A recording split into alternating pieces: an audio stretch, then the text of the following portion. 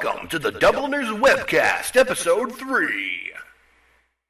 So, I have to start this off by saying, first off, is it recording really loud? Like, what's going on? I have it set to, like, literally volume 0.8, but it looks like it's recording really loud. So, I'm going to try to normalize the volume afterwards, but yeah, I don't know what's going on with that. But anyway, it's very professional, I know. So anyway, I just wanted to say, I have to start this off by saying a quote from the movie Moneyball with Brad Pitt. He says, "How can you not be romantic about baseball?" And that's basically what happened with me and many others across the country, thinking about Boston, thinking about David Ortiz riding off into that sunset. You know, that's pretty much what you like to see when somebody who's going to be retiring is them going out with a bang, with a ring. I mean, they made it to the playoffs, and that was a good run. Anyway, I have to stop with baseball for a second, because something I saw this morning in particular, and I'd like to kind of talk about with this episode, for episode 3, is that the Dallas Cowboys are having a specific narrative that you're going to see that's actually happened over and over. It's not like they're just kind of just poking at it right now. And it's looking like that intriguing kind of dramatic that you'll see going on. And it's going to go on all the way to the end of the season. And there's not just that story that's happened, as far as, oh wow, that's drama, but also, only if the Cowboys do make it to the big show, you will hear a story. Well, obviously you would have to hear the story, because about Chris Kyle, the American Sniper. It's a legend, you know, because I don't know if you've seen the American Sniper. Excuse me, but anyway, he is awesome, because he got, like, I don't know, what was it? I'm just gonna say 300 sniper kills, and he has like 28 medals. I didn't read his book. I'm sorry, I didn't read his book, but I definitely have respect for him. U.S. Navy snail sniper. U.S. Navy snail sniper. Oh, U.S. Navy SEAL sniper.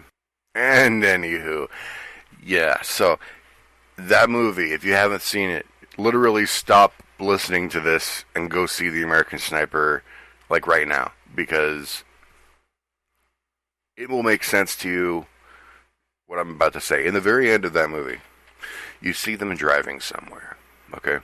You see them driving, and they're going somewhere, and there's a long row of police, and you think, obviously, yeah, it's a memorial service.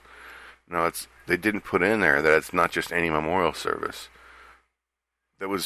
His coffin was on the star of the Dallas Cowboys, literally in the middle of their stadium, and every top military person was there.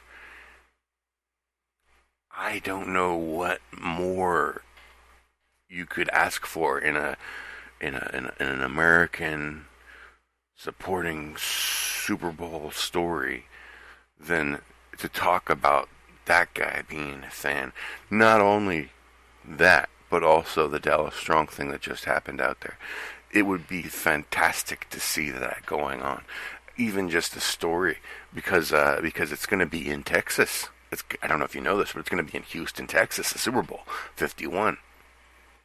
And, I've been saying it for the last couple of years, like, that would be a good story. But now, with this whole Dak Prescott thing, too, it's going to be trying to prove something there. It's kind of like the whole Tom Brady Deflategate thing last 2 years ago, when there was a lot of drama about, oh, can he even win without that? Can he even win without cheating? You know, so can Tony Romo even take the team back? You know, it's kind of like what they're saying right now. And, you know, if Tony did get in there and Tony did win, I would kind of think that he would probably retire, and he probably wouldn't announce his retirement before, because that would be too much like last year, but he would probably say it afterwards, most likely, just because He's been going through so much issues with his back that, I mean, even in the preseason here, he just took a hit and boom, he's out for eight weeks.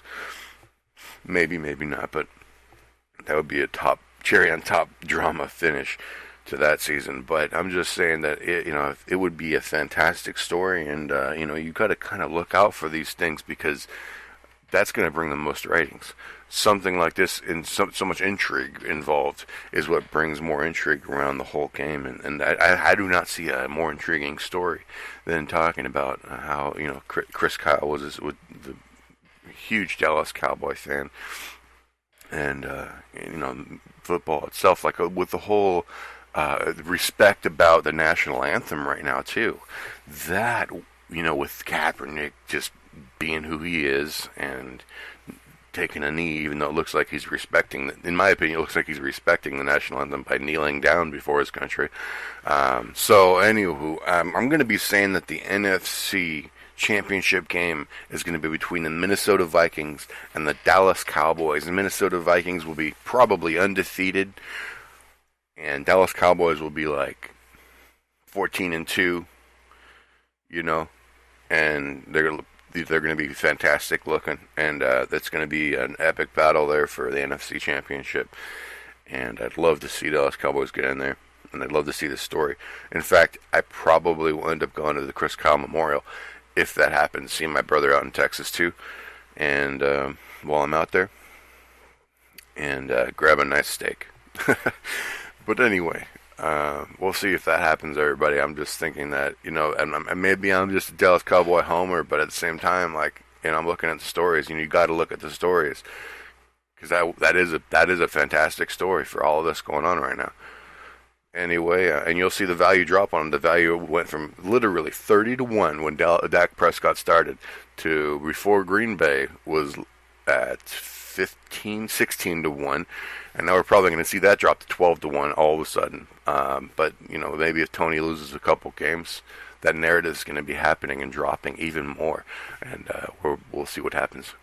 And anyway, we might as well talk about baseball, because I was in love with a stripper, and she ride, and she rolled. That was David Ortiz, of course. And yeah, they failed miserably. But anyway, I will say that Dodgers, man, I'd like to see Vince Scully go to that World Series game since 1983. It was, I believe, for the Dodgers to get in there. I know there's a lot of Cubs fans out there, and if that happens for you, hey, you can't knock that. I mean, since 1908, something like that for the Cubs. But I think that there's a new GOAT in town, honestly. And I think that GOAT is Kershaw, because Kershaw is looking like a legacy pitcher right now. He's looking like the Bumgarner of 2014. He's looking strong. Every time he's going out there, people are saying, what the hell happened? And that is basically what Kershaw is doing, is working his magic. And it's not even just, the pitches. He's working the mental magic, because it's making people not get hits. It's making them win the game. Even if he's just showing up for Game 5 in the ALDS, he's going out there and saying, yeah, you know what, I'm Kershaw. I'm about to be doing this. It ain't no thing but a G thing. And so they do it. If they get it, they got it done. And Kershaw's the Kershaw right now. All right? That's all I got to say about that. If you're going to see Kershaw go down with a ship, you're going to see Kershaw be the last off that ship, because he's the captain of that ship right now. So, we'll see. That'll be fun. It's fun watching this right now, because it's baseball playoffs. But if it gets to the World Series, you're like, all right. At least Doubler did talk some sense to me right there. I like talking in third person. Makes me sound like I'm important. Anyway, let's talk about the last thing, which is basically thanks for listening to the podcast, or the webcast. I like to say podcast sounds so much more cool. Like I have a giant microphone in front of my face, but I just use a headset. And I don't know what kind of shout outs I'm really going to be doing here. I gotta be a shout out to E, because I got faith in E. I feel like he's going to be coming back in these streets and bringing the heat. He's going to be coming through, and he's going to be doing the damn thing with my friend, who's the future of poker, Josh Reynolds. Started from the bottom, now we're here. Thank you very much, everybody, listening, and goodbye. Oh, check it out.